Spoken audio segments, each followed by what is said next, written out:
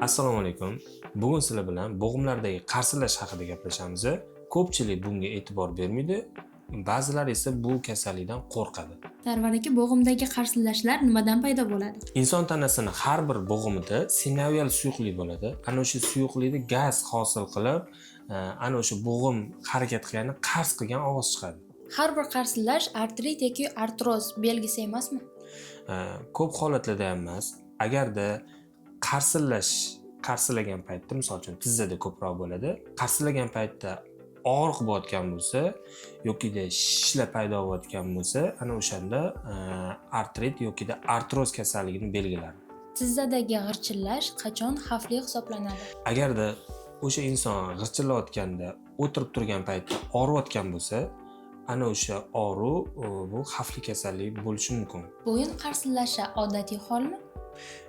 Bir xillar shuni odat qilib olgan, bo'ynini qars qilib yuradi, bu yaxshi emas. Chunki agarda sal noto'g'ri harakat qilib qo'ysa, ana o'sha yerda qisilish paydo bo'ladi, ya'ni nervda. Ana o'sha nervda qisilish paydo bo'lgandan keyin qaysidir mushakka impuls yaxshi yetib bormaydi. Ana o'sha impuls yaxshi yetib bormaganligini hisobiga o'sha mushak, ya'ni misol uchun yelkaga borishi mumkin.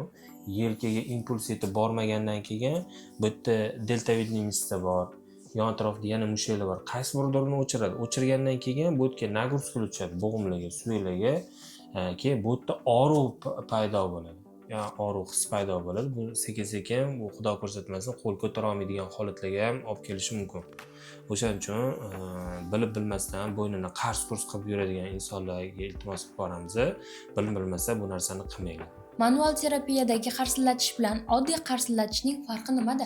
Juda ham katta farqi bor. Agarda oddiy qarsillaganda bu chala bo'lib qoladi ko'pchilikda. Qars qiladida oxirigacha yetib bormaydi. Agarda manual terapiya mutaxassis bo'ladigan bo'lsa, uni maromiga yetkazib qilsa, ana o'sha yerda og'riq hissi paydo bo'lib qolmaydi. Ya'ni og'riq bo'layotgan bo'lsa, o'sha bo'yinda yokida belda og'riq batamol yo'qolib ketishi mumkin. Bo'g'imlardagi qarsillash og'riqsiz bo'lsa ham uni davolash shartmi? Bu o'zi kasallik boshlanishi bo'ladi. Bo'g'imlarda qarsillash bo'lsa, ana o'sha yerda nimadir muammo bo'layotgan, ya'ni o'sha yerga suyuqlik kam bo'layotgan bo'lishi mumkin.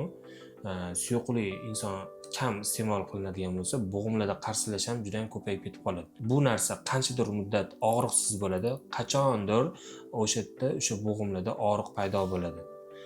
Buni oldini olish uchun normal holatda inson misol uchun 2-3 litr atrofida suyuqlik iste'mol qilib turish kerak va o'sha bo'g'imlar mashqlari bor. O'sha mashqlar bilan qilinadigan bo'lsa, xudo xolasa o'sha yerda qarsillashlar kamayib ketadi. Demak, suv yetishmasligi yoki ovqatlanish ham bunga ta'sir qiladi? Juda ham katta ta'sir qiladi. Suv yetishmagandan keyin har bitta bo'g'imga yaxshi yetarlicha suyuqlik yetib bormagandan keyin o'sha yerda quriydi. Aytdim-ku, o'sha qurigandan keyin boya sinovial suyuqlik bo'ladi dedim-ku, ana o'sha yerda gaz ko'payib ketib qoladi. O'sha gazlar qarsillaveradi. Har bir bo'g'imni qarsillatganda, o'sha harakat qilganda qars qilgan ovoz chiqadi. Mushaklardagi zaiflik bo'g'imdagi tovushlarga sabab bo'ladimi?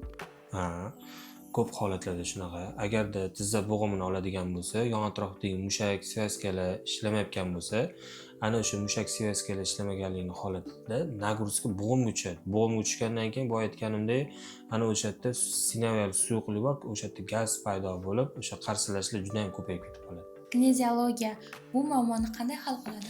Kineziologiya juda ham katta yordam beradi bu muammoga. Ya'ni ana o'sha bo'g'imda qarsillashning sababini qidirib topadi. Agarda o'sha mushak o'chib qolgan bo'lsa, o'sha mushakni yoqib beradi. Yoqib bergandan keyin o'sha mushakni nima sababdan o'chib qotganligini qidiradi. Sababini qidiradi. Asabdan bo'layotgan bo'lishi mumkin. Agarda tizzada o'chib qolgan bo'lsa, belda qisilish bo'layotgan bo'lishi mumkin. Yokida bo'yinda qisilish bo'layotgan bo'lsa, belga innervatsiya yetib kelmayotgan bo'lishi mumkin. Ana o'sha muammoni asl sababini kineziolog qidirib topib, ana o'shani yechgandan keyin ana o'shandan keyin qarsillashlar kamayadi, xudo xolasa. Uy sharoitida qanday mashqlarni tavsiya qilasiz?